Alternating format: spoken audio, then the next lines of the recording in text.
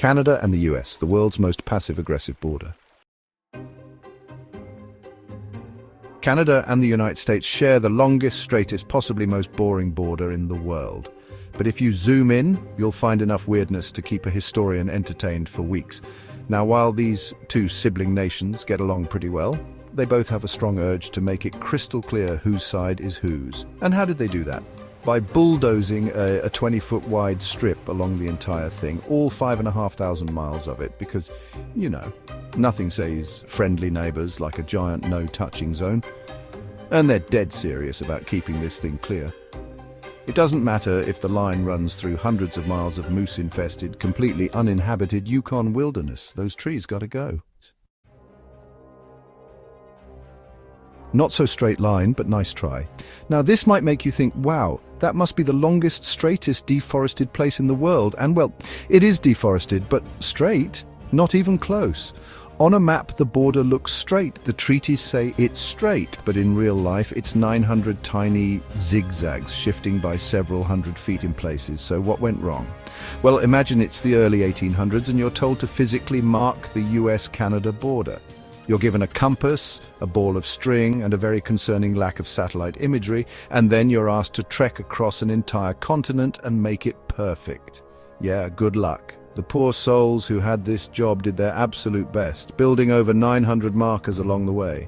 And honestly, it's about as straight as you can expect a pre-GPS civilization to make it. But mathematically perfect, nope. Regardless, those wobbly little markers became the law, and now the no-touching zone just connects the dots. Oh, and if you think 900 markers is a lot, the whole border actually has 8,000 of them, because apparently no one trusted anyone to stay on their side. These are my islands. No, these are my islands. And despite all this effort, Canada and the US still managed to fight over land. There's a tiny set of islands off the Atlantic coast that both sides claim. The US insists they belong to Maine, while Canada swears they're part of New Brunswick. So what did Canada do? They built a lighthouse on one of them, of course. And how did the US respond? By pretending the lighthouse doesn't exist. It's not exactly the next World War. The biggest dispute here is tourists wanting to see puffins and fishermen arguing over lobsters. But still, let's hope they sort this out before someone finds oil under that lighthouse. Even in places where the border isn't disputed, some spots are still downright weird. For example, there's a random notch in the border that cuts into Canada. If you zoom in, it gets even stranger, because the border doesn't even run over solid land. Nope, it runs through a lake, making a random cutout before diving back down into the US. Why? Because 18th century map-making was a mess. Back in 1783, when the Americans and British were negotiating, they needed a map, and the one they used? Not great. It started off okay, but the farther west you went, the more it looked like someone just guessed. And of course, the most important part of this border was unfortunately hidden under an inset box on the map. So when they were drawing the line, they basically winged it. The plan was to start from a lake and draw a straight line until it crossed the Mississippi. One problem, the Mississippi doesn't go that far north. Whoops! So for about 35 years, no one knew where the border was. Eventually, in a second round of negotiations, they just shrugged and fixed it by making it follow the 49th parallel. But because the lake was actually in a slightly different spot than they originally thought, they had to awkwardly bump the border up and then bring it back down, randomly cutting off a chunk of Canada in the process. Mistakes like these didn't stop there. The 49th parallel was meant to be a clean divide, but apparently no one noticed Point Roberts. This is a tiny US town, but it's completely cut off from the rest of the country. Its residents have to drive through Canada just to get anywhere.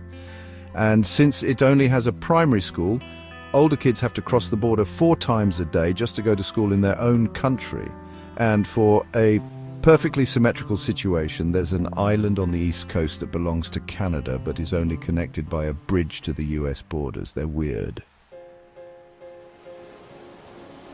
Point Roberts isn't alone. There are several other places where the US and Canada have random bits of land stuck in each other's territory. These oddball spots are easy to find in satellite photos. Just look for the weird patches of land sliced in half by the no-touching zone. But no matter how many tiny border hiccups there are, the US and Canada continue to be some of the chillest neighbors in history. So at least we can all agree on one thing: that lighthouse totally exists. If you've made it this far, congratulations. You now qualify for a once-in-a-lifetime opportunity.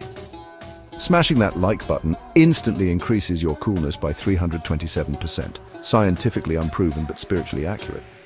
Subscribing guarantees good vibes and fewer traffic jams in your life. Hitting the notification bell may or may not summon a tiny dancing robot to your home, so go ahead, click those magical buttons before they get lonely.